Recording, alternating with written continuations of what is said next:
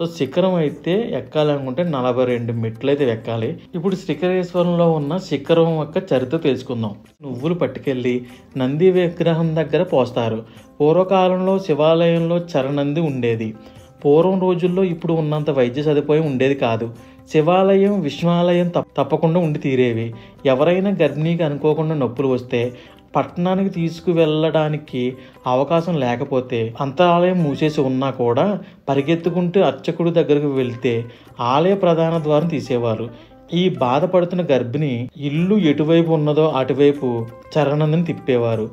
ఈ చరణంది అటు తిరగగానే అటువైపు బాధపడుతూ అనుకున్న వాళ్ళకి కూడా ఎందరికో సుఖ ప్రసవములు జరిగేవి. నంది శృంగములోంచి చూస్తుంటే శ్రీశైలం మల్లికార్జున ఆలయ గోపురం మీద ఉన్న త్రిశూలంతో కూడి శిఖరం మీకు కనబడాలి.